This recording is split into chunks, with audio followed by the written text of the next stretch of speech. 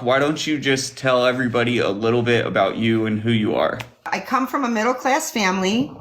I grew up in Chicago until I was 10. I'm from the south of Chicago, the back of the yards. Shout out to back of the yards.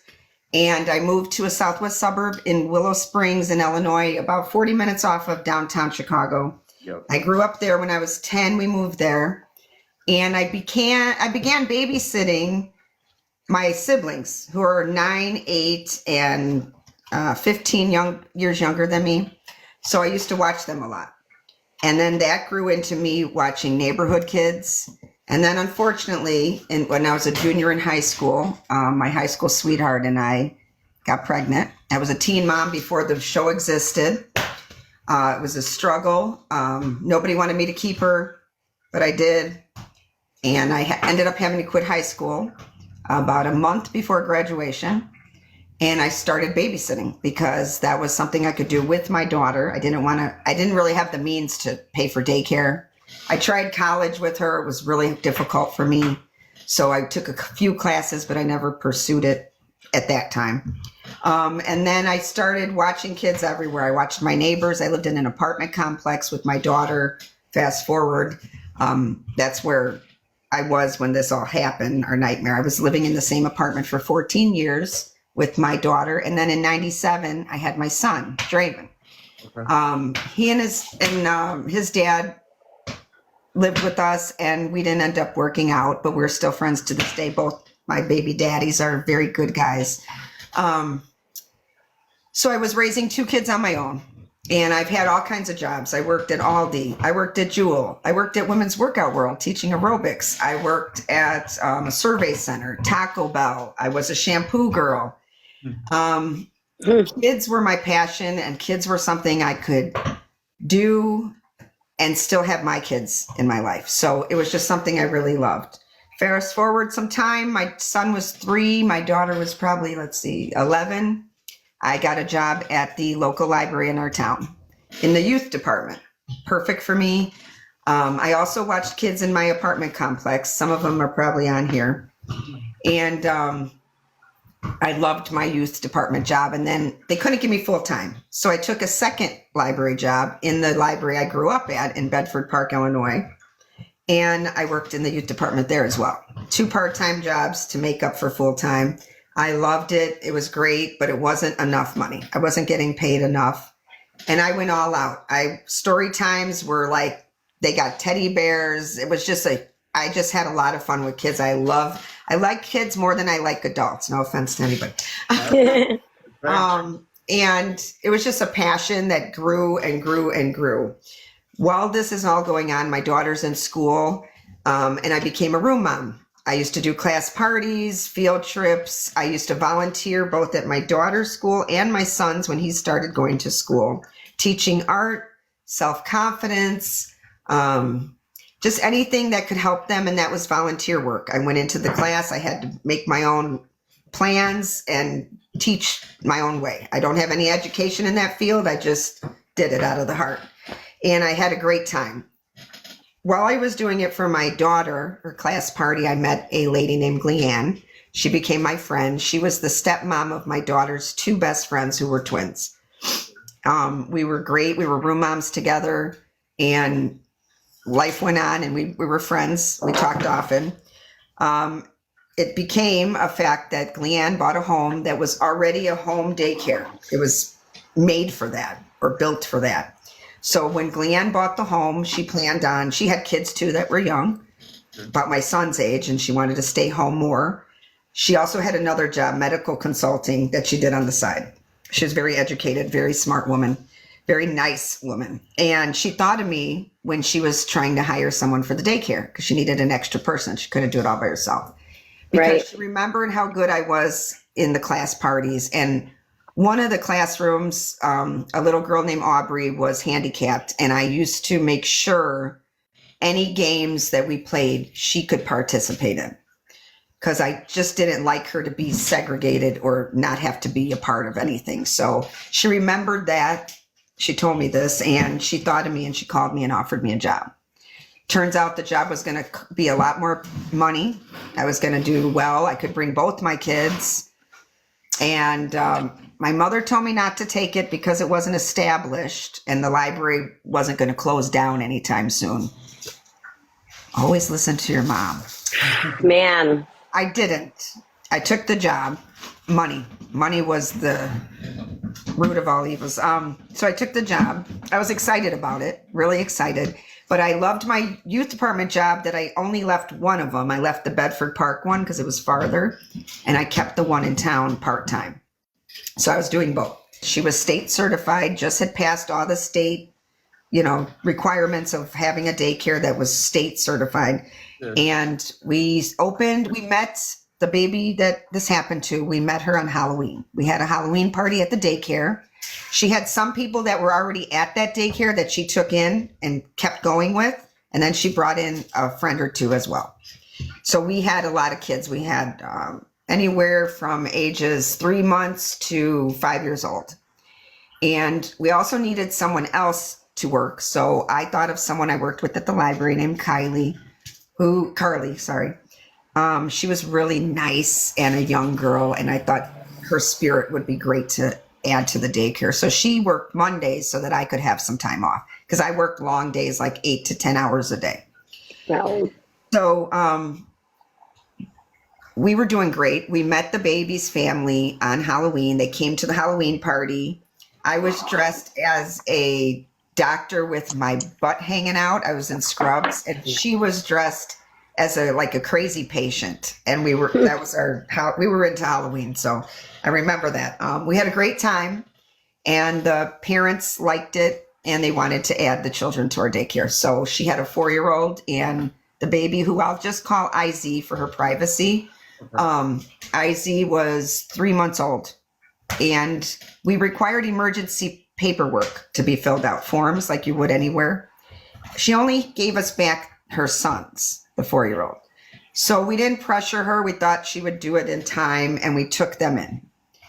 Bad decision. We should have waited because we would have found out. She was hospitalized literally 3 or 4 times from her birth to 3 months old. She's had issues at birth and had issues throughout her little short life. Now, the news says that this happened to her with me when she was 14 months, but that's not true. She was young. She was 3 months. She passed away at 14 months at home. I hadn't even seen her then. So when this happened, it was December 27th, 2002. I was already doing the daycare about 3 months now, October, November, December. We had various kids, lots of kids. I would say roughly 15, which was a lot for 3 people. And we all took turns, and sometimes we were there together. Gleanne and I worked a lot together because it was her home. She'd come and go do her medical consulting in her office, and I would be with the kids. We also taught like a mini preschool, so we did paperwork and homework and assignments and painting and art and outside time and all that. Discipline was timeouts per their age. So if they were 3 years old, they had 3 minutes on the timeout chair. 4 years old was 4 minutes. I did not ever spank or hit my children. I just didn't believe in that. I was raised getting my ear pulled, my hair pulled, spanked. I didn't want to be that way. So I just did not do that. I'd like to spank my daughter sometimes now, but right. Because she's got a mind of her own. Sometimes we butt heads, but I love both my kids to death. They're great. So this day, December 27th, Gleanne had to go out of town for Christmas. She's from Colorado, so she was going out of town. She asked if I would come to the daycare. It was 2 days after Christmas. It was the first Christmas in my whole single mom life that I paid for everything in cash, no bills, no bounce checks, no credit cards. It was a great Christmas. I know that and feeling. I need to stress that because the state said I was stressed and panicked and upset. And it was a great week for me. One of the best of a long time. So that was so false. A memorable Christmas. It stands out in your mind as very memorable. Yes. Because a lot of times I had bounced checks for Christmas. Right. I was struggling. We've all struggled. I would credit cards that didn't get paid, that got canceled. The struggle's real, and it's been real for a long time. So this day, she asked if I could come in, and I said yes. It was only going to be her and her brother, and another family that had 3 kids, 6 months, 3 years old, and 4. Or no, sorry, 6 months, 3 years old, and 5. And my son was 5. And my daughter was on Christmas break, and she usually would come with me. But this very day, she wanted to go to the mall, spend her Christmas money. She was a teenager. Right. She was about 13, I think, 12 or 13. To this day, she feels guilty that if she had been there, she would be a witness and I wouldn't have been put away. But she's mad at herself for not coming with me that day. But it's not her fault. That's a heavy burden to carry. Yeah. That is. Has she gone to therapy or anything like that? Just because I'm sure they all have after everything you've been through, but they went to therapy when it was fresh. Sure. My sister and my brother, one of my brothers was in college, so he would have helped too, but he's an attorney now. Go figure. Wow. Corporate attorney. He's a partner. Shout out to him. And my other brother's an architect, and my sister is a teacher for the town where we went to school, bilingual teacher. So my sister and my brother, the architect, did a lot of hands-on with my kids when I got locked up. So this day I went in and we were fine. Well, my car didn't start that morning. I live in Chicago. Wow. That's very common for our cars not to start in December. Yep. My baby daddy was there visiting my son. We were separated at this time, but we were friends, and he was there because it was Christmas time. And he jumped my car and I went to work. It was no big deal. I had to call the families and tell them I'd be a little bit late, not very late, 20 minutes maybe. The baby's mom seemed very frazzled that day, very upset, very rushed. She was a nurse, and later on I found out that the baby was in the hospital Christmas Eve for a high fever. 3 days later, she was coming to me. Did the mother feel pressured? Because as a mother, sometimes it's like, I got to go to work. So is that why she didn't disclose the information? I think so. I can't speak for her, but she was married. The father's involved too, and they were very well off. So I don't want to say like I'm judging her, but I think she could have afforded to stay home that day if she wanted to. But for some reason, she wanted to get to work. Yes. Okay. So I had my son with me. He was 5. He was the oldest of the crew that day. I call him the crew, my little crew. Now the home setup was like you walk in and it's an open plan. So there's the little living room. You walk a little more and there's a kitchen with a giant table to seat like 8. And you could see all of that. There's one half wall that separated that. So that was the main floor. Down in the basement was a huge playroom with ball pits and anything you could dream of. The walls were painted with rabbits and it was just real pretty. At this day, everybody came in. She was in a rush. She told me she had to take this medicine. It was amoxicillin, the pink stuff, as we call it. Yep. At 1:00 that day that she was having she didn't really tell me what was wrong. She just told me she was sick, give her this medicine at 1, and that was it. And she rushed out of there.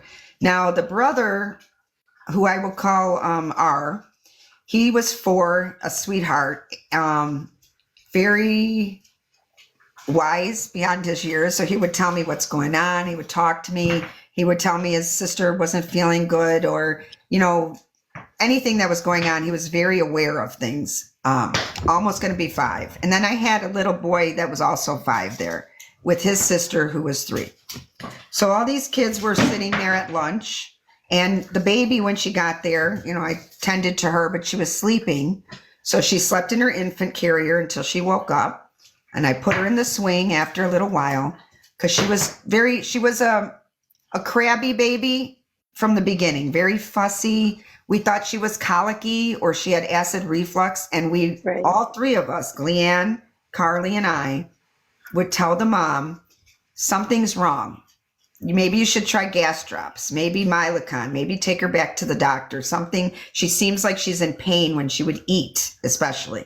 She would fist up and tighten up and just cry. And it just looked like something was not the average normal with a baby that's upset. It was extra. Right. But she wasn't to the point where she was stressing anyone out. We were all used to this. Babies cry. It's nothing shocking at all. So she was in her swing, literally right next to the kitchen table. and they were all sitting down. We always sat together. IZ was in her swing, and she woke up. So I tended to her. The kids were eating. I went over to get her. She had diarrhea up to her neck, literally, all up to her neck in the swing. Now, I've changed 1,000 diapers. The cops tried to say that I was stressed because she pooped. No, I wasn't scared of diarrhea. I had 2 of my own kids, and by this time I had watched at least 100 to 200 kids with no complaints. I was head of a church nursery. I worked at a preschool as an assistant teacher of 3-year-olds. I became the nanny for 2 of those kids when I reported that the director of that preschool put hot sauce in one of the 3-year-olds' mouths for biting. Wow. And I thought that was a little wrong. And I spoke on it, told the parents, and then they offered me a job paying me more than what I got paid at the preschool, and I became their nanny for a while. So I had so much experience, especially in my area. I was the mom where I lived in a complex of low-income people. Sure. So a lot of the kids were from drug addiction families, alcoholic families, very poor, where the moms were gone all day, had to work 2 jobs, single moms, single dads. So the kids flocked to my house. Back to this day, she had diarrhea, so I had to bathe her. I bathed her, I washed her up. And I remembered putting the clothes in the washer, and I remembered picking out her outfit to put on her, the comfiest one in the bag, because I knew she was sick. So that's how caring I was for her. I literally picked the most comfy jammy over the roughly cute outfit. Right. Because I was thinking of her and considerate and loving. I loved her. She used to sit on my lap. I'd watch the kids play on their bikes, and she would be with me. She was someone that I cared for and I loved. And I couldn't ever mourn her because I was fighting for my life and my freedom. So I ended up mourning her way later, and I still cry over her all the time. Obviously, anytime there's something to do with a baby, it's very emotional for everyone involved. It's extra emotional. That was part of the problem with my trial. But anyway, after I changed her, I put her back in the swing because she wasn't sitting up by herself yet, so she couldn't just sit there. I put her in the swing. I went and got her formula ready. And by that time, I had to clean up the kids. They were playing right there in the open room with me. I went back. I went to put her on the couch to get ready to feed her. I walked literally from the couch, which is like 3 feet, to go get the bottle. They were trying to tell me she fell off the couch. No, she was still there when I came back. She hadn't fallen off the couch. Oh. She wasn't crying when I put her on the couch, but she was awake. I go to get the bottle, I come back, and it looks like she fell back asleep. Okay, babies fall back asleep, but this is what I'm thinking in my brain. She's sick, she fell back asleep, but I'm going to try to feed her anyway, because most babies, even sleeping, they will suck and they will eat. They will drink the bottle. Right. So I started to feed her. I was holding her, and formula was coming out of her mouth. At this time, now I have kids in the other room, you have to remember, and I had a 6-month-old baby there as well. So another baby, the 6-month-old, the 3-year-old, and the 5-year-old were all siblings. So I have them in the room, my son in the room, and then her brother in the room. So I can't scream and panic because I have other kids here. So inside I'm panicking. I'm thinking, what's going on?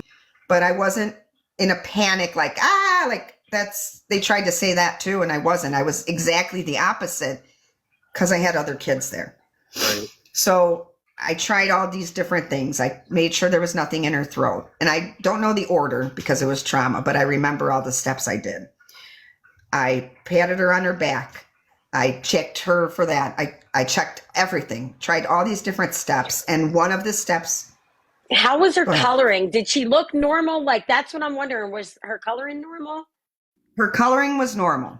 Okay. That's what she wasn't white or anything like that. So she it seemed odd. It had just happened though. Yeah.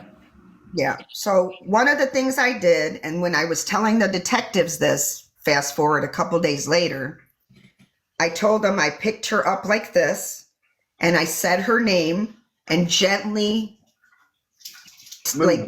roused her. because she would, that's nothing else was working.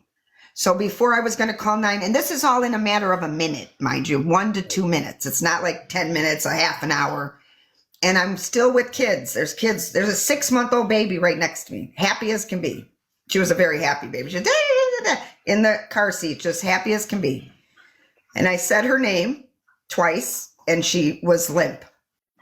I called 911 immediately, and I had her right next to me on the couch. I was holding her, calling 911.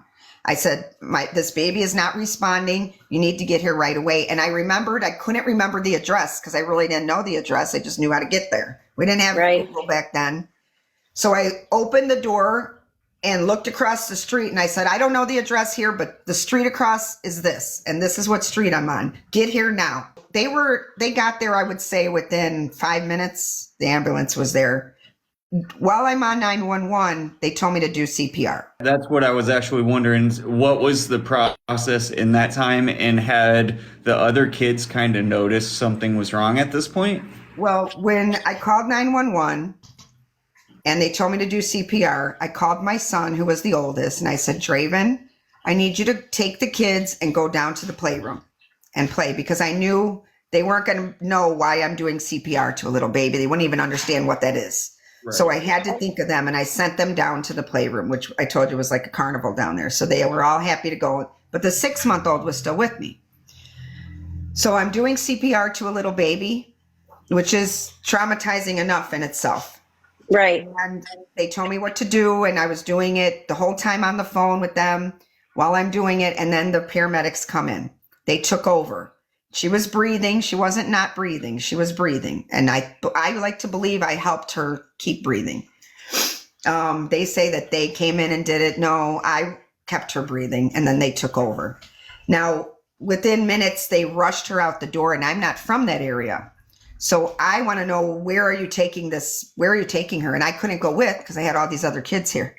Right. And Gleanne is all the way in Colorado. So it was a huge thing. So one of the neighbors came running, because when they saw the ambulance, they thought it was one of Gleanne's kids. They didn't know she was out of town.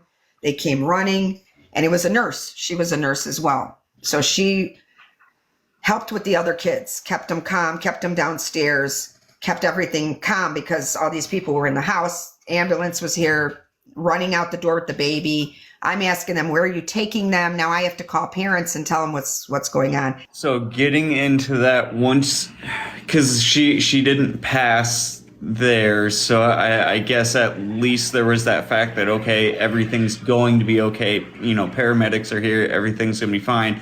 Yes. What were you thinking whenever you had to make that call to her parents? Just scared of what's wrong with her. Is she going to be okay? Mind you, they told me to give her medicine at 1, and it was 12:30 when this happened. I hadn't even got to the medicine. What was your gut instinct telling you? Was your gut telling you that things were going to be okay? I thought she'd be okay. I thought that maybe because she was sick, she had the ear infection, maybe her fever got high. I didn't know, but that's what I thought. I thought she would be okay. I never in a million years thought she would go. So I immediately called my dad after they left. Well, no, wait, I couldn't call my dad yet. After they left, the paramedics left, 2 officers come in. It's standard procedure. They come in when a 911 is called, and they wanted to ask me questions. I had nothing to hide. I answered the questions, which I will tell everyone, never answer questions. Even if you are a bystander and you think you're helping someone else, plead the 5th until you get an attorney, because I'm sorry to say, not every officer, but many detectives and officers out there, and God bless the ones that aren't like this, are just trying to close a case, and most of them have already decided what happened before they even get to the facts. They've already decided. And when you're isolated like me, I was there by myself. No nanny cams, no other witness. The oldest witness was 5.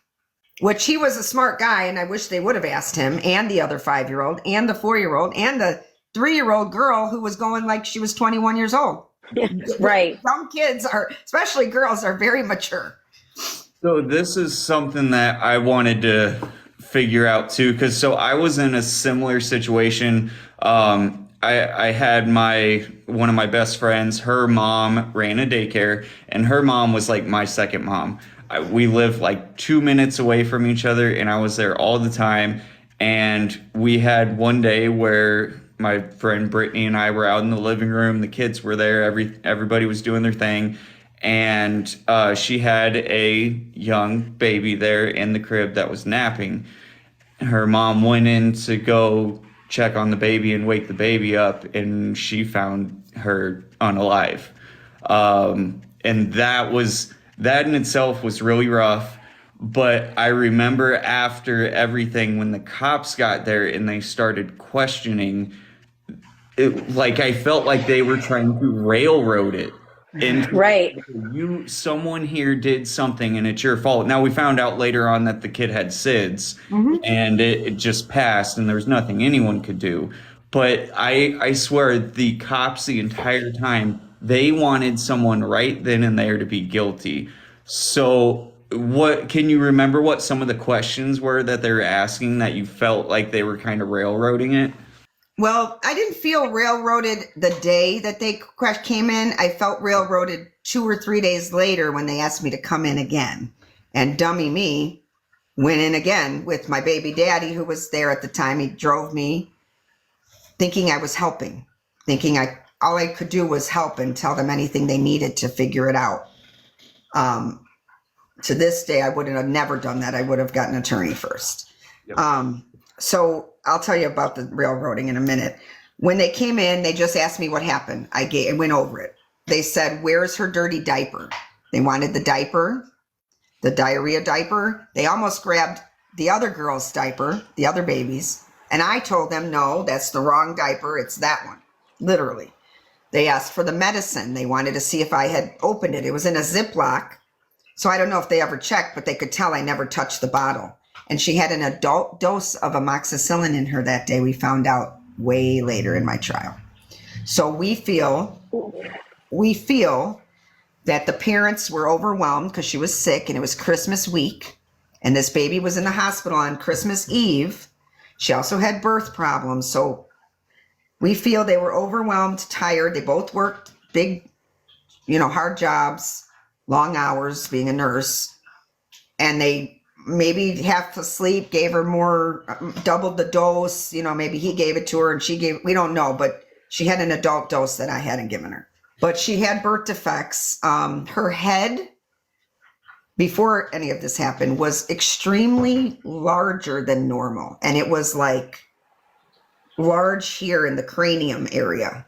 And and her brother actually was the same way, which is why we didn't think of anything was wrong, because we just thought it was their heads shapes and it was, right, inherited or something.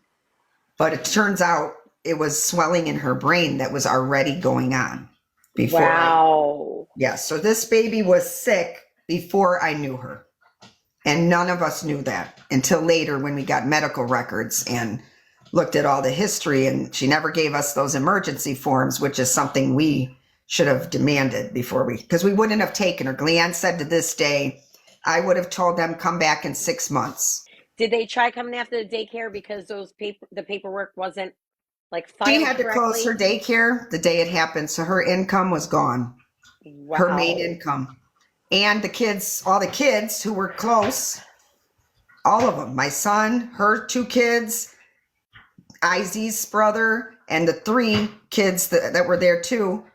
Well, I'll call them the Murphys. And there were 2 other boys, young babies that I watched, Cade and Richie, and they were all close like a family, and then it was done. Just that day, done. Wow.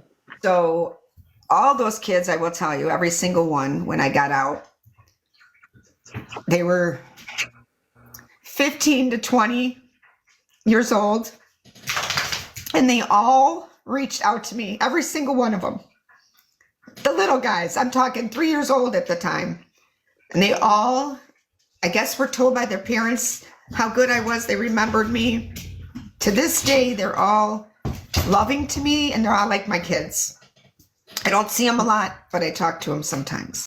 It brings me back to a lot of my story would happen with my daughter, because I could have been framed the same way.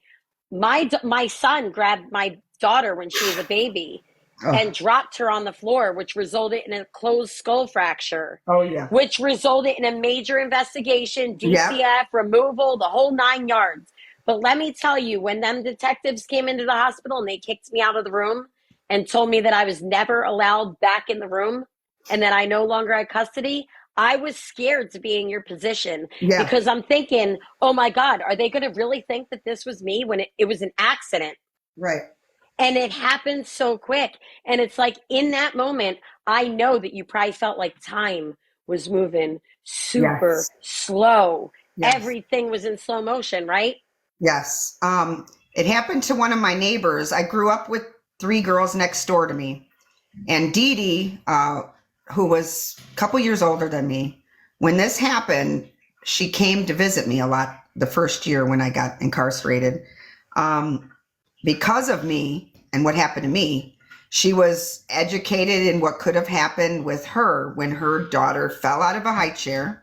Right. He brought her to the hospital, and within minutes, she couldn't be with her daughter, just like what you said. Yep. But because she knew what happened to me, she got a lawyer right away and fought it before she was charged. And this girl now, the baby that fell, Michaela, is an Irish clog dancer and a singer, and she goes to Ireland, and she's like this amazing girl. She's perfectly fine. She's probably like in her 20s now, but she was treated the same way like that. And it's back in that time, this man, I can't pronounce his last name, but one man made up the syndrome of shaken baby syndrome in the 70s, I want to say. And he decided that a triad of symptoms had to mean it was shaken baby syndrome, which is retinal hemorrhaging, subdural hematomas, either chronic or acute, and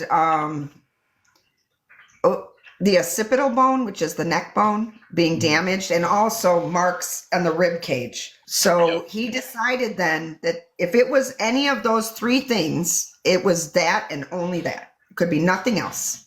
Now, years later, as medical science has evolved and we've gotten way smarter and educated and we just know things,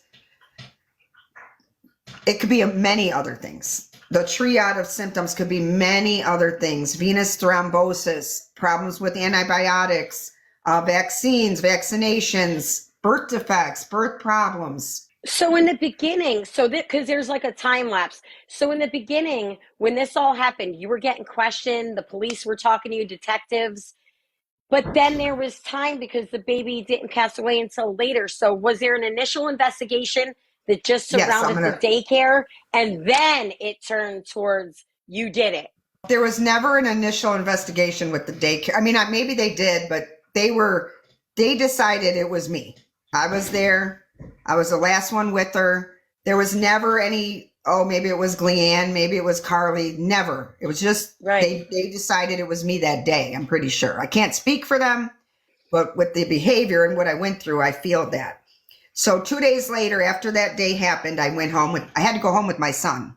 I had to chin up and go home. My daughter was coming home from the mall, and I was devastated. And I didn't know what was going on because I had to call the parents and tell them. And I was crying, and I said, something happened. And I told them what happened, and they were like, what do you mean? And they were both obviously very upset, and they ran to her, but they never called me later that day or the day after or anything like that. It was very silent and eerily quiet with them. So 3 days go by. Mind you, the day I go home, I call my dad, who I'm closest to, and I told my dad what happened, and I'm crying. And he said, honey, you saved her life. You're going to get an award. Well, that never, ever happened. I never got any award. And my dad is always, that's where I get the positivity from. He's always the glass is half full. So he just is like a teddy bear, and he just doesn't understand how people aren't good. He just, so he, of course, thought the best. Do you feel like it was so silent and everything because they knew it was on them? Because, I just don't understand how no one looked at all the medical issues and the fact that she was just at the hospital. Like, nobody paid attention to this. Right. And the parents are sitting there just, we have a scapegoat, and they used you as the scapegoat. That's Right. at least that's how it looks. Yes, I agree with that. So 3 days later, the Murphys, the other family that was there with the 3 kids, they were best friends with the baby's parents. Best friends. They snuck a call to me and they told me, the mom, that they were instructed that they were not supposed to talk to me. The cops had come and interviewed their 3-year-old and their 5-year-old and asked them if I hit them, woo, woo, woo. She told me she believes in me. She just wanted me to know. And that's when I called my dad. I told my dad what she told me. I called the Z family, left messages, wanted to know where she was. I'm not from that area. I didn't know what hospital she was at by that time. I didn't know if she was even in the hospital. Turns out she was in the hospital for, I don't know. I don't want to say how long, but at least a month. And then she went home and she had to be under a nurse's care at home. She had brain damage from what happened, not, whatever happened. And she had a nurse's care. So during this time, we hire an attorney. And before I hired an attorney, though, a day after she called me and told me that, the officers called me and asked me to come back in for some questions. That was the biggest mistake of my life. I should have had an attorney for that. My baby daddy brings me over there and I go in and they had a whole bunch of different procedures they do to try to get a confession out of you. That's all they want. They want you to say, yes, I did it. And you're right. You guessed it. So they gave me a teddy bear and they told me to show them all the steps. So I showed them the Heimlich and this and that. When I did this, woo, they ran with that one. So then they left me in the room because they do this. And I know this because Kenneth Kroll, the detective that did this to me, who ruined my life, and I'll tell you why, not just because of this, but he went out with the other guy. I think it was McLaughlin is his last name. And they come back in and he told this court that they do the procedures they do to get a confession. So that's how I know this. They went back out and they come back in and told me they just talked to her doctor and that she had a skull fracture.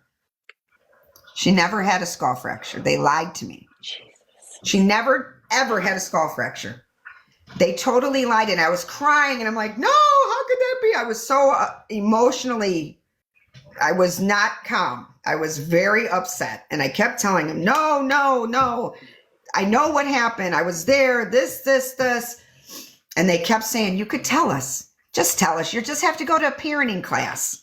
Just tell us if maybe you lost your patience for a minute. Just tell us. Then they try to be your friend.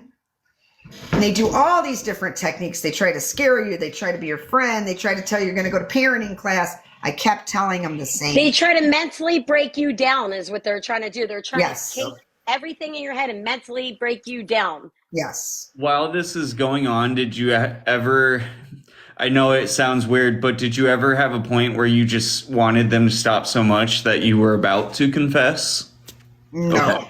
No. I know people who did with the same county. Kevin Fox, a big famous, if you look him up, was accused of killing his 3-year-old. He was in Will County and he confessed to something he did not do. He was the last one with her. She ended up missing. They found her in the water. They didn't test the tape that she had on her. They said it had to be him because he wasn't the greatest guy. He smoked weed or whatever. I don't know what he did. Or sorry, I don't know if I could say that. It's okay. And he confessed because they told him if he didn't admit it, his wife was going to go to jail. Yep. Wow. He confessed and he sat in Will County while I was there for 8 months, not being able to see his 8-year-old son or his wife. Now they just lost a 3-year-old that they loved. And somehow they found the tape. They tested the tape and it got him out and he sued them. And I think they got like $15 million. Like they literally proved, But you know what it is? Even with your case going on, that money that you could get is not going to solve the trauma that you went through, your children went through. It's not going to fix any of it. No, I was crying in the bathroom just thinking about what I was going to say and how it's very traumatic. I love to say it because I want to educate others. I don't know if I believe in destiny, but I believe that you're put in certain predicaments either to learn a lesson or to teach a lesson or both. Right. And I was always in trouble for talking in school since I was young. I was a very smart kid, very smart. I hung out with adults because I was a single kid till I was 9. And I was very wise. And I feel that I was put in this, not on purpose, but because my sister could have never handled this. And I have a big mouth. So I plan to go to Washington. I want a law where they demand nanny cams at every daycare, even if it's home-based. Because if the nanny cams were there, do you know how many people would not be in jail right now? Innocent people? They wouldn't even have to go through this. Run the tape. I feel like a lot of, especially smaller daycares, do have nanny cams now, just for that reason. Because but back in that day, cameras weren't really a thing. So like, I understand now moving forward, but in your situation, like cameras were so expensive back then that they were obsolete. Yeah. So after the questioning, and I kept insisting, no. They let me go home. They let me take the bear. They made me demonstrate with the bear, and they gave me the bear. And I thought it had a camera in it. I threw that bear in the dumpster. I didn't want the bear. So then I had a lawyer. So my aunt borrowed my mom $5,000 for the retainer, and Gleanne, the daycare owner, gave me the other $5,000. Did you have people that turned on you like that? Yeah. I that's had got to be. My daughter. Now, mind you, when this happens, they didn't charge me yet. Okay, They didn't charge me when I went in for questioning. They charged me a month later of a Class X felony assault, but there was nothing. She had no marks. She had nothing wrong with her neck bone. She had no skull fractures, just retinal hemorrhaging from not breathing. And her subdural, she had subdural hematomas that were acute and chronic, which means old and new. In the head, right? Yes. Old, over 2 weeks old. And I hadn't even known her yet, or 3 weeks. She had just started coming with us when this happened, literally. We met her in October. She started coming in late November. How do they test for, I'm very curious, and I don't know if you know the answer, but how can they tell, like, oh, this happened a week ago, that happened 3 weeks ago? Like, okay, that's the bad part. They can't tell the old ones the timing until they're gone. Really? Then the coloring of the brain shows them the length. But they can't do that until they're deceased. Right. Wow, so I never knew that. This whole time, we didn't know this. And that's traumatic itself. In the court, they had to look at this poor little baby's brain being put on the camera, showing the time frames. Someone I held, that was traumatic in itself, like just that. So this whole time now, a month later, I'm charged with the Class X felony. By this time, I have a lawyer. We got the best lawyer in Will County, but he wasn't experienced in this. He got a baseball player out of a murder charge, and he did this and that, but this was way more than he could handle. But we had faith in him. He seemed great. Later on, we found out he was having an affair with my judge, and it got broke up right before my trial. Boy. An inmate at the county told me this. I told my parents, and there wasn't really much we could do. We can't ask the lawyer. It was just, we don't know if that has anything to do with this, but that's what we heard. And I did a bench trial, no jury, because my lawyer did not explain to me the jury process, meaning you get to pick the people. Yeah. You don't just get handed. I didn't know this. He didn't tell me this. I thought by this time, all the medical terminology would be too much for the common layman. I didn't think Kyle would come in and understand all that stuff, or Marie would come in and understand. So I thought a judge who worked in this field for years would be more. I didn't know. Now I would advise anyone that has to go through a trial, always have a jury. Well, and you can always, even for stuff like that, your attorney can request a secondary expert. So they should have had a secondary outside doctor that did their own investigation, We and did, that would have cleared. Okay, okay. but they didn't care. My experts said no. Their experts said yes. Now they had one expert, Emily Flaherty. She was a pediatrician specializing in child abuse unit. Already biased. Now I'm living at home. I'm unemployed within minutes, no job. The library told me I couldn't work there because it's a public place, and I was all over the paper, all over the paper. But they paid me for months, even though I didn't come. That's how much they believed in me. The library board paid me my check every week, and I couldn't come there and work. That only lasted so long till the library board said, nope, no more. Nobody thought it would be years. Right. This happened in December 27th, 02. I was charged February something of 03. Then fast forward, Gleanne got me a side job working at the college she worked at. I was helping handicapped college students come in so a blind student to take his tests, different things like that. And I got to bring my son. My daughter was in school. So during this time, the police never told you, like, we don't want you working around children right now. Yes. Like yes. They did. They did. told me not to talk to any of the family. All right. They told me I wasn't to be around any kids under the age of 12, not to work anywhere. After I was charged, I was told that too. Now, my son was in school at the same school that I room mommed for my daughter. And after I was in the paper, the school told me I couldn't come into the school anymore. And I was volunteering his class, teaching self-confidence, teaching art, and I couldn't come there anymore. So I pulled my son out of school. What did all this start doing to your mental health? I mean, it had to just start breaking you down slowly, at least. It was horrible. And I smoked cigarettes at the time. I was chain smoking, literally. I bet. I'm not a big drinker. I never was.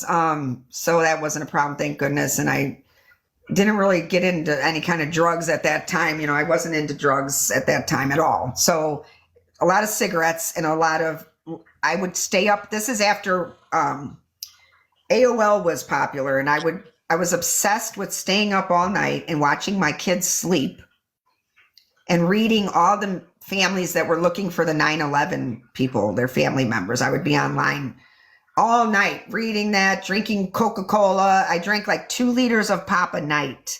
I just couldn't sleep. Now I would have definitely went to a counselor, but I didn't go to counseling at that time.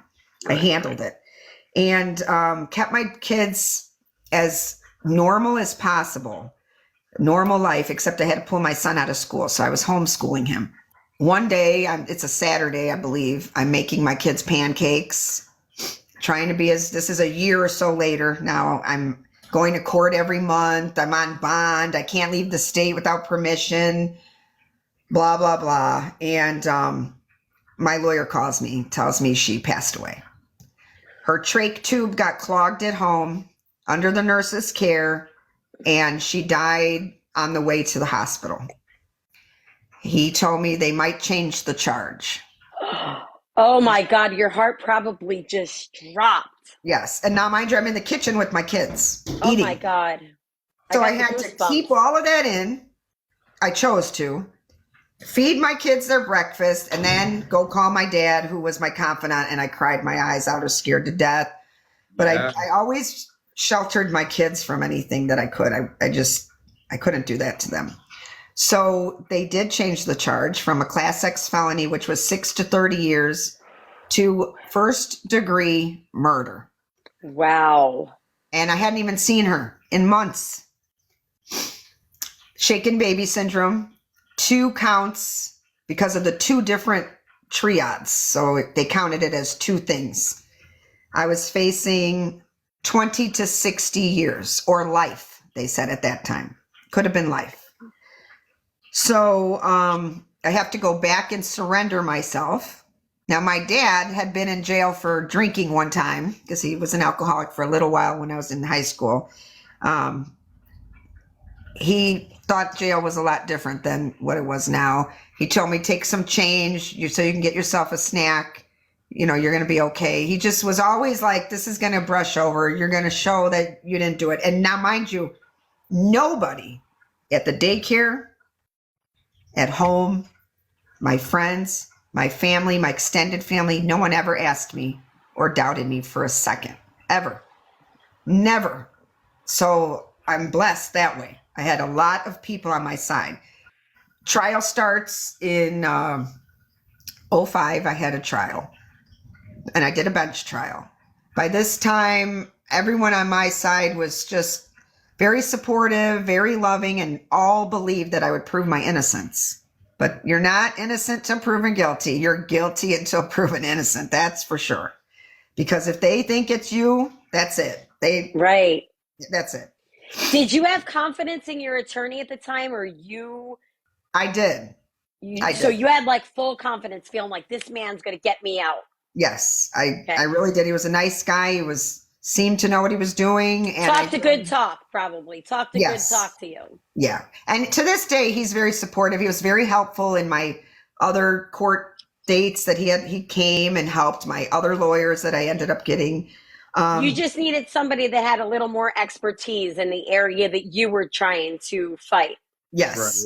Right. But actually, the attorneys I hired, they didn't even have the expertise. They learned as they went, but they're two amazing. They're a couple. They're married. Jody and Pat Blagan and Garvey. Jody, Garvey, and Pat Blagan. Blagan and Garvey in Chicago. I got connected with them. Well, first I had Chuck Bretz. That was my first attorney. When we go to my trial, it was, I believe, it went into 2 weeks. It was like Wednesday, Thursday, Friday, and then continued to Monday, Tuesday, Wednesday, Thursday. And I believe I lost on a Friday, March 4th, 05, 345 is when I lost my trial. So that day I'm going to trial like 7 days. I have to arrange babysitting for my son.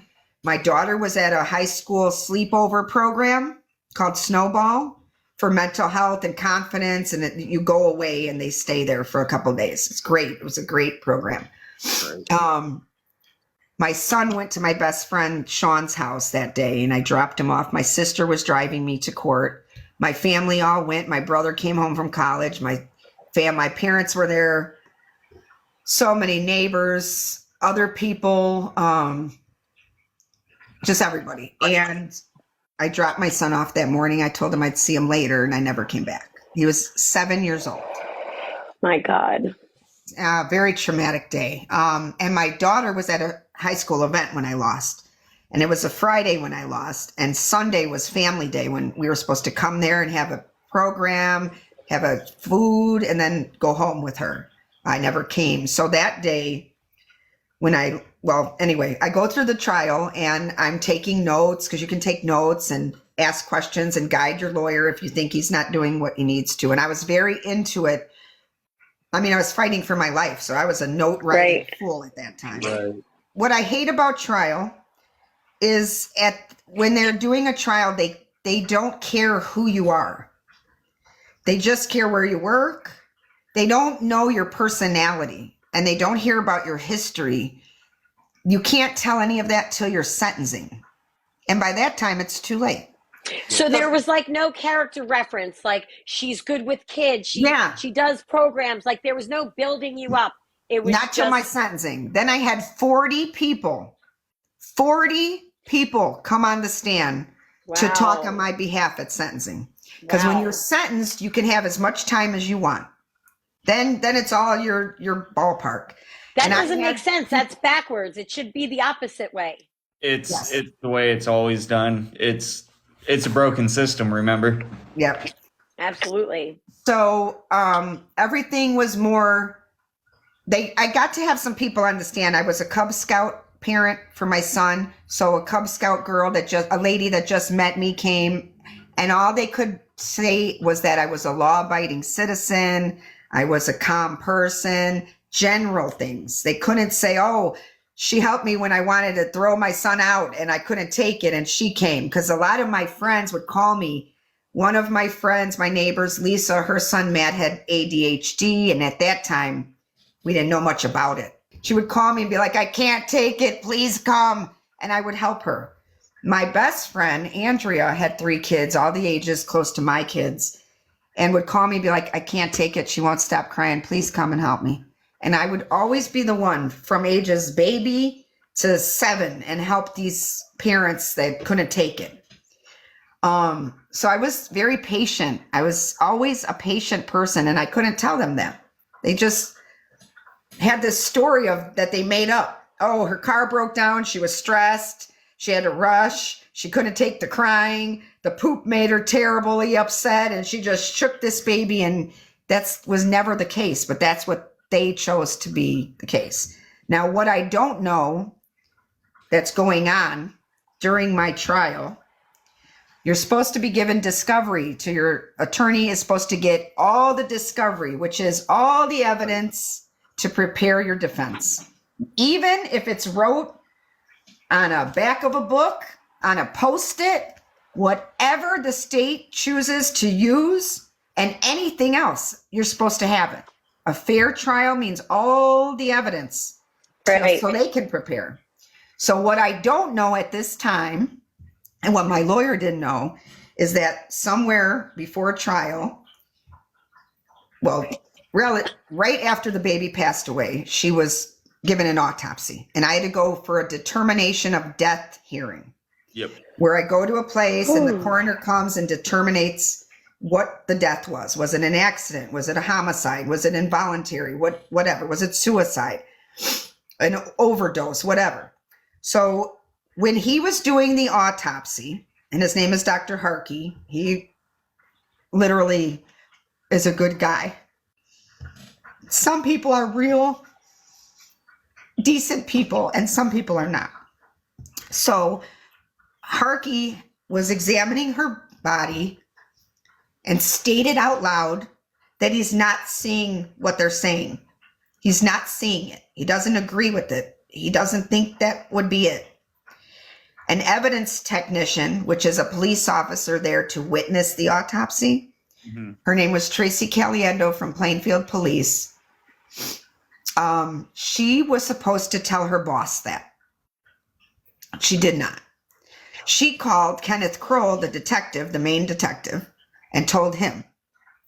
And what he did next was he typed up a memo through email to the pediatrician, their state pediatrician, Emily Flaherty, who expertised in child abuse for 30 years, and told her, and I can't quote the memo, but you can look it up, and it's public record. You can read this memo. This memo would have proved my innocence. This memo was hidden from me and never put in my discovery. We want to go ahead and talk about our sponsor for the podcast, and that is Betty. And Betty is a life coach who specializes in couples life coaching, addiction. Probably the biggest thing she does is the addiction side of thing and the recovery and just bettering yourself. But she does all types of life coaching. And Betty is absolutely amazing. So if you don't know who Betty is, she was on the pod a couple of podcasts ago. And she just has an amazing story and an amazing way she looks at things, especially if she's sitting down with you and doing a session. She'll make you figure out your problems like yourself and help guide you on that path. If you text her the word PodTox, you get your very first session free. So I've done sessions with her, and I work in therapy as well. I do therapy, but I'm telling you, the life coaching sessions with Betty have helped me tremendously to see things in a different light of as like therapy. Like it's moving forward with your life, and therapy is how I can work on my past trauma. So that's the difference, and that's a beautiful thing. There has been a twist in the case. The coroner said this: we need to change his mind before trial. And what they did from that memo is Emily Flaherty, a very skilled pediatrician, altered medical records of the babies by changing dates. Wow. Changed dates of her medical records, because the dates would have showed the distance and the time that I wasn't with her. It would have showed the old problems. And her changing dates, what my criminal attorney says is she is the main problem of my case. She's the main. I always blame Kenneth Kroll, the detective, but really she changed the dates and he helped. Can you go after her now? Can you go after her now after all this time? Like, she's in her 80s. She's retired. Take her for everything she's got. She recently, last year, right after I won my case, offered to settle. But they wanted me to give them a money figure, and I said no. right. And I was going to settle because I'm struggling, guys. I'm struggling. And my lawyer, Pat, said, absolutely not. She's the main reason why you're in this problem. She's one. Her and Kenneth are the main reasons. Don't settle. But she's going to pass away soon. She's in her 80s. That's reality. And she's retired. And it makes me very angry that she's at home living a comfortable life as a pediatrician. Retired. I would imagine you're getting a nice check. And Kenneth Kroll is retired. My daughter-in-law looked it up, saw that he was retired now too. Because I was going to go into Romeoville Police and ask for an application just to see what they would say. But I never got that joy because he's retired. He became a commander, which is higher than a detective, after my case.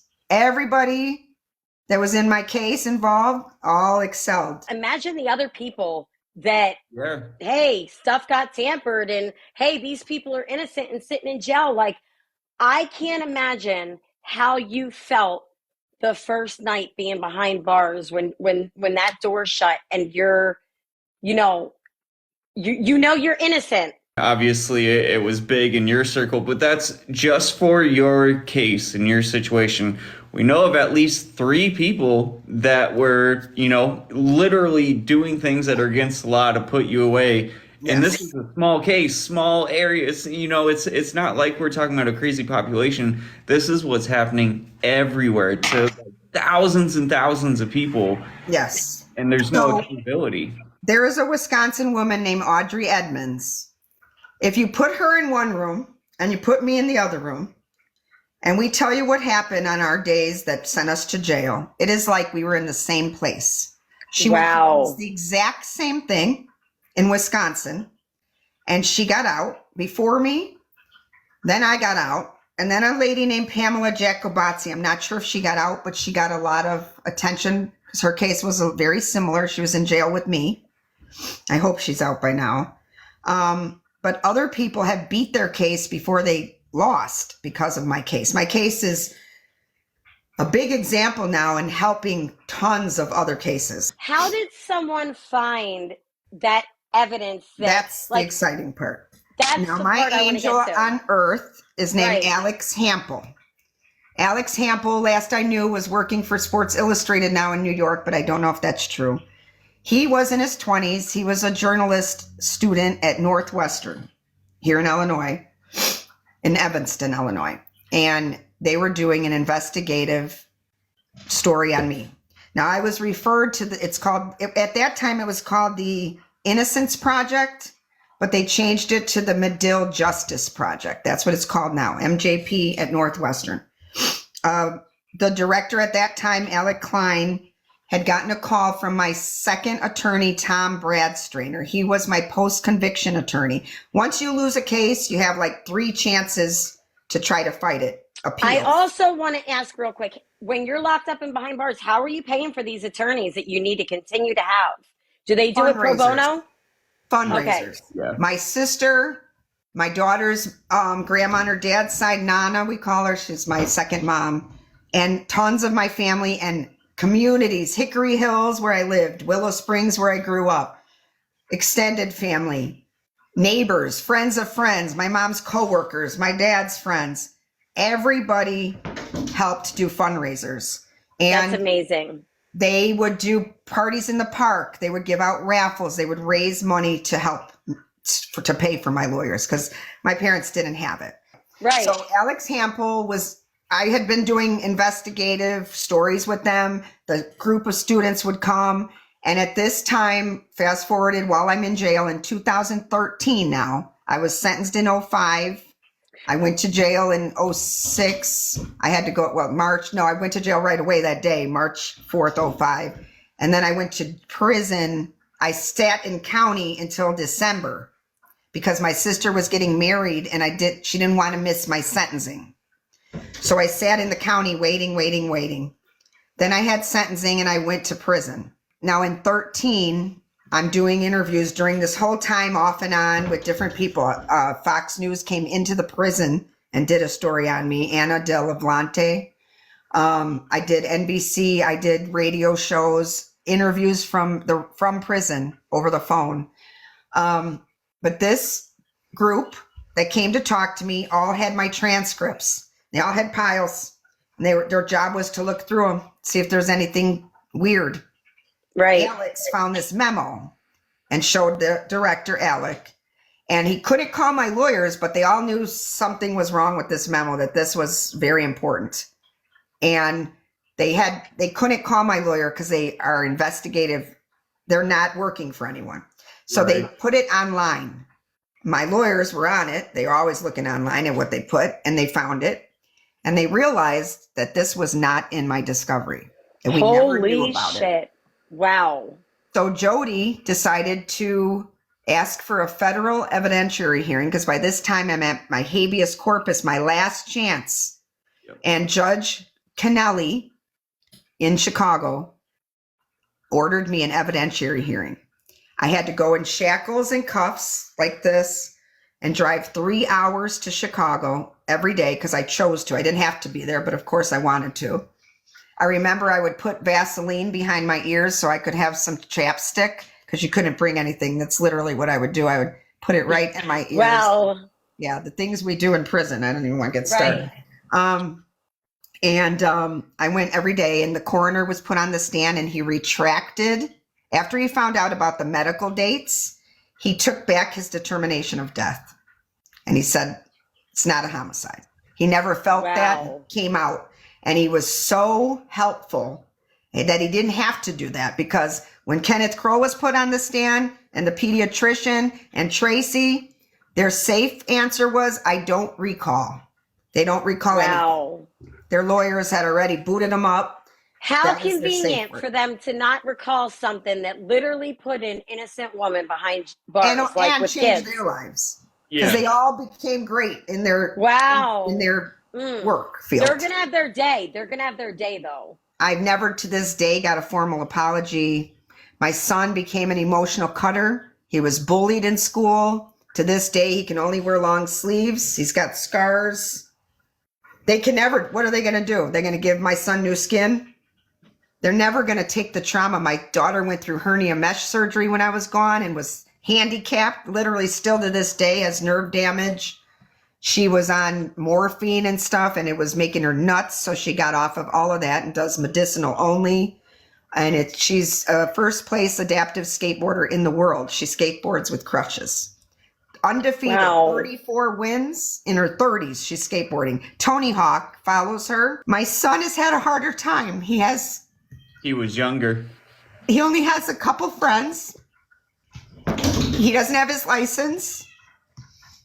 He sits in his basement at his dad's and sells eBay, and he says he's happy. But I don't think he has the life that he would have had this not happen. And I think he's traumatized to this day over it, as we all are. But he had a real hard time. My daughter's a soldier. Not that he isn't either, but he was younger, like you said. It's just, I dropped him off, and he was my shadow. And now you would never know that, because when I got home, he was so angry. He didn't know how to handle his emotions. He wouldn't even talk to me. He saw me like 2 days, and then he went ghost on me for a couple months, and I gave him that because I'm his mom. He was a teenager. He was like 17 when I got home. He was 7 when I dropped him off. Did you lean on faith while you were locked up? What got you through those nights? What got you through? The day it happened, I was put into a chicken cage. When I lost my case, I thought I was hearing wrong because we were planning a pizza party that day. My lawyer told us we were winning. I was going to win, and all of us were confident, and that never happened. My dad was all ready to buy all the pizzas, and they told me to hand over my family whatever belongings I didn't want to bring in. And I was in shock. Everything was slow motion. And I just couldn't believe what I heard. I said, what did she say? Right. And I handed my stuff, I think, to my sister. I don't really remember. And I went in a room in the back and I could hear my mom wailing, crying. And I was put in a chicken cage with another lady who lost like a child abuse case of hitting her 15-year-old. She was back there with me. And there was edges on the chicken wire. And I thought of unaliving myself by smashing my arm in there. And I just couldn't even imagine living without my kids for a I was going to second. say. And I thought of doing that, but I didn't because that lady was in there. She saved my life. That lady, I just thought of her. I didn't want to traumatize her. Yep. And I didn't even know her. So I did go through a lot in prison. And I had my nose broke twice in prison. I had to go to UIC to get a nose job in shackles because I got beat up. How did they treat you because you were the baby unaliver? Because I know that people aren't kind to people that are sentenced like that. They're not. The correctional officers were way meaner than the inmates. The justice system is messed up. I know someone who stabbed someone and got 16 years. And then I know someone who boosted from Walmart because they had a drug problem and she got 16 years too. That is how messed up. Right. The drug crimes they do, they rake you over the head for those. They really do. It's horrible. So were you in jail during the whole COVID? No, I got out in 14. Okay. April 30th. Yeah. I was released, but guess what? When I got out, they wanted to put me on the sex registry. I was going to ask that if they wanted to put you on like a registry saying that you were like harmful. They didn't have any registry for my type of release because this was very uncommon for someone who was convicted of murder to be released pending something. It was very uncommon. Do you keep in touch with any of the people from prison? Like, because I'm sure they became family to you. Like, my seriously. best friend Tina, who I talk about a lot, she just survived breast cancer. I met her in prison. She was married to someone who was a drug dealer and she got caught up and went to jail, and she had young kids and I watched them grow up with her as I watched mine through prison. She is someone that I connected with and I stay connected with. She's home. She just bought her first house. We were strip searched in 2010 in front of men. 2 inmates called home and said something's not right, that we just got mistreated. They got connected with my civil attorneys, Lovey and Lovey. I didn't know this. And the 200 women that were involved in this just got a big check, including myself. It was $13,000, not enough to be naked in front of men, but it helped me right now because I'm struggling. So she bought her first house trailer with that. And we are best friends. She's my confidant. She's doing well. She not involved in anything illegal. She works and she's a cook. She is a good person. And when you came out, were you scared of like the world? Were you scared to like I would have been like, I can't trust this one. I'm not trust. Like I would have major trust issues. Yes, major. When I got home, no one knew I was going to go home. My siblings were coming to visit me. We were waiting for Judge Kennelly to decide after hearing everything what was going to happen. It was all in his hands. My sister, my brother-in-law, and mind you, when this happened, we were planning what was going to happen with my kids. I asked my sister, who was closest to me, we were best friends, could you take my kids? I don't want them separated. They have 2 different dads. Right. She had agreed, but she was engaged. And they decided right before my trial that they weren't able to take that responsibility on. And I was angry for a long time. Angry because I would have never, you wouldn't have had to ask me. I would have taken your kids, Marie, in a heartbeat. You wouldn't, I'd make it work.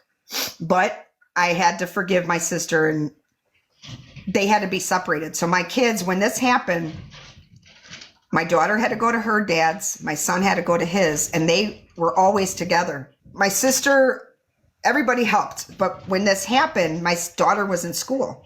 So my dad came and lived at my apartment. So my daughter could finish that year out before she had to go with her dad, which was still in the area. And they had to clean up my house. They had to paint. They had to do all this stuff while mourning the loss of me and take care of my kids and keep them going. Right. So it was just a lot. It was a lot. And without all of them helping, my dad paid for hundreds of dollars of phone calls home, commissary money. It was a lot. So I couldn't have done it without everyone. And I had strangers writing me. I had people sending me money. It was amazing to see how loved and supported I was. That I'm very grateful for. So this day when they were coming to visit me, my brother Doc, the architect, calls my sister Summer and says, "You can't visit Jen." They're like, "What do you mean? We're already on the way. Tia's here." Tia wasn't going to come, but she did. And they said, "What do you mean?" And my brother said, "You're not visiting her. You're picking her up. She's going home." They Oh were like, my God. "What?" That is amazing. So they had to go to Walmart goosebumps. and buy me clothes because they didn't have anything with. There was nothing. Oh my Yeah. God. Because like what you got locked up in is probably like, Right. Yeah. Oh, yeah. Well, I was fat, Right. so I wouldn't have Right, fit. I you're was not fat, fitting. and I was going to the Oh yard my every day God. working out, so I wasn't fat anymore. I can't even believe, I bet you they were racing to that. They were probably freaking racing there. Like The CO knocks hoping- on my door. "Delprete, get up, pack your shit.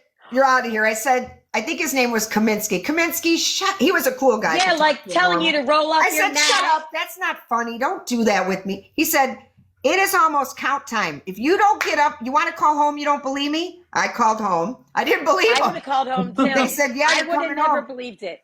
I left piles of stuff. I didn't take anything, just my Right. photos and my journals. I left piles of stuff for everyone. Give this to this one, that one. Here, take your coat. I took my sweatpants off and left it to someone before I walked out. They said, "You can't leave with shorts." I said, "Watch me." And I did. Right. If you look at the YouTube of me walking out with my daughter, I'm in shorts. Fast forward, I come home and they want me to go on a sex registry. My lawyer fought it. And instead I couldn't leave the state. I missed all 3 of my siblings' weddings. My brother was getting married while I was out, but Judge Kennelly didn't let me fly to California at that time. Later on, I got to fly to places after I proved myself a year or 2 in. But I did this for 8 years, going to court every month. 8 years. Because they were going to give me a retrial. Was there ever a point when you were behind bars that you said, "You know what, F this, I can't do this. Like, I am done. I'm taking the easier way out"? People can get access to drugs in there. I thought of that.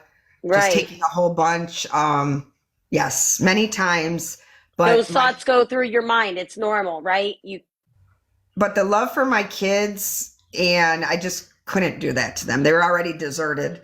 I couldn't desert them like that. I just couldn't do that to them. And I would have done 20 more years to stay there for them. Like, I couldn't do that to them. So I luckily had enough strength to be able to conquer those bad thoughts and, let them linger somewhere else. And I stayed fighting this for 8 years. In the meantime, I met my wife there.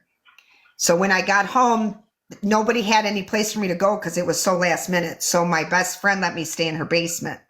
So my point of view, which I never got to tell anyone, is when I got home, I thought I was going home. But my home was sold and my kids weren't together. And my stepmom was a hoarder at the time and we didn't know this. So that's why I couldn't go to my dad's. My mom she lost her home, got foreclosed while I was gone, our childhood home. So she was in a condo. And my best friend let me stay there, but it was in this basement. I was given a phone that I didn't know how to work. Facebook was going on. I had gone in, it was AOL. And I was lost. So I grasped onto something familiar, which was someone that was nice to me in prison, my wife, who ended up being a narcissist and used my vulnerability to gain whatever they could from me. But I ran to them. I've gone over this on why. And I know it was because I was so lost. Right. You were broken. You were completely broken at that time. So it wasn't the right time for you to even get into a relationship. No. It's just crazy actually like listening to you tell your story yourself because me and you aren't that far away from each other. So Oh, you're not?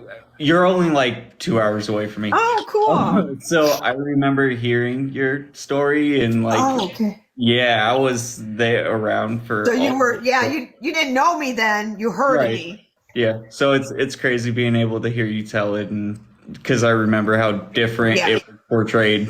So when I go in for a status hearing, now mind you, I've gone to court. I think I counted it. You can look it up online. All the days I had to go to court, it was over 300 or more, 1,000 times I've been to court. And I go this October 5th, and my dad was meeting me there in Will County. Funny part is Will County the actual courthouse just got demolished. And I wish I would have been there. I Wow. just saw it on TikTok. If you look up Will County, you'll see it getting demolished.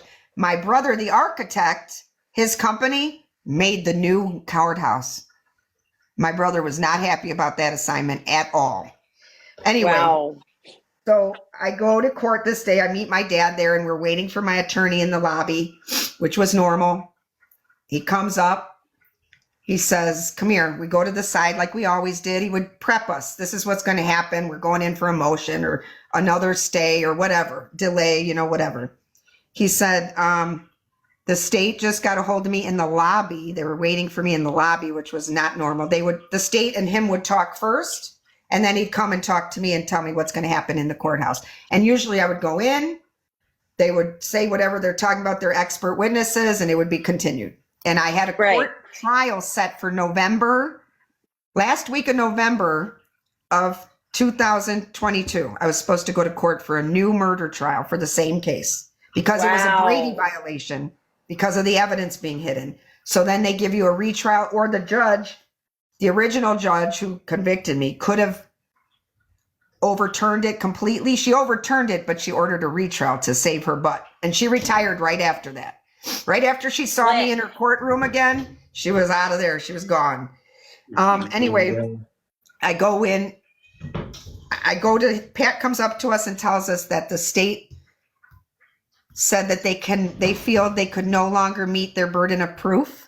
They were dismissing the case and dropping all charges. I'm crying and my dad's happy and we're crying together. And I'm like, finally. That's what I was saying. Finally.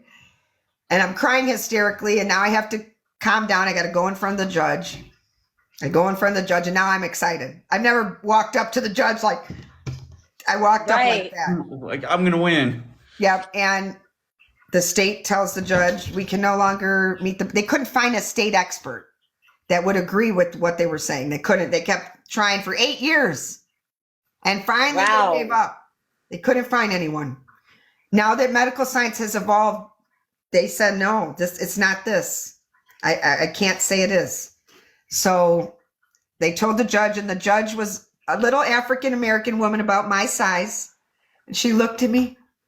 She said, congratulations and good luck. And I said, hallelujah. And I said, thank you. And she gave me a tissue because I was crying, and I walked out of there. And you'll see that I always show the picture when I'm in front of the courthouse like this. My dad took that picture.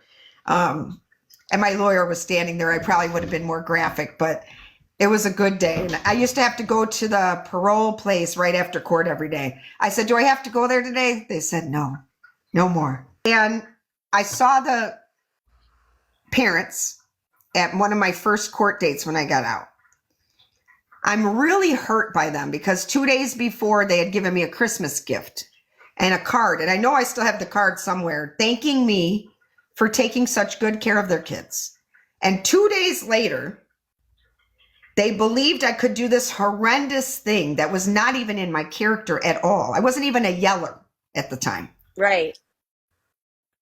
And I was so hurt when they came to court that day. It was for them to overturn my case or give me a new trial. So they came for that. That's the only time they came in 8 years, was one day. And they wouldn't look me in the eyes. I stared at them when they passed me in the lobby. And my emotions were like a tornado. I didn't know if I was angry, sad, mad, hurt. It was all mixed up, and I just stared at them the whole time in court. I couldn't stop. I wanted them to give me a look, Say something. Right. Hey, maybe you didn't do anything. Maybe we were wrong to think that. Nothing. They wouldn't look at me. They wouldn't acknowledge me at all. And it just really hurts me to this day. And I always think of their son, because he's my son's age. He's in his 20s. What must he think? Does he remember me? Is he confused? Was he told all this time I was this monster?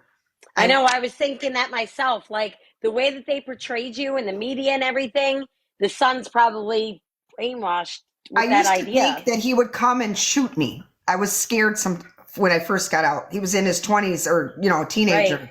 I used to be afraid, like, I don't know where he is, how he turned out. I don't know. And they ended up having another baby right after she passed away. Does the state have to give you financial compensation because of their negligence? Like, I feel like a lot of people owe you, to be honest with you. Like, it goes down a whole list of people that We're did you wrong in your family. Tons of people, but mainly the 4 I told you, they're the main part. Will County. We had to drop. We were also suing Plainfield Police Department and Romeoville, but we dropped the police departments. We're going after the certain people instead. You can't, if you do too much, it's just a harder time to fight to get it. Yeah. So you have to pick and choose, and we're going after the people responsible. What's your confidence in your attorney now? Do you have that confidence that, yes, my attorney is going to get this job done for me? I've been mad at my civil attorneys. I've been upset, even though they got me this class action lately. They know I was upset. I've been expressing it, and I sent a TikTok to they're not as communicative as my criminal attorneys were. I was used to, they're like family to me, my criminal attorneys now. Yeah. And maybe they're busier and I'm just used to more attention. I don't know, but I told them you're not communicating enough, because I really thought it wouldn't take this long. Right. Taking forever. I'm going to be 90 when they give me a check. And then what am I going to do with it? I'm going to just give it to my kids. I would like to just buy a house and buy my car and not have to worry about anything. That's all I want to do. I don't need a lot. I just want enough that my kids could have a business and income coming in, have a home. And my dad, I want to give my dad $1 million, because that man, he's just an awesome dad, like the best dad. Everybody says that, but my dad he would win an award. He's just a really good guy. I'm glad that you have a father like that, somebody that you know you could depend on.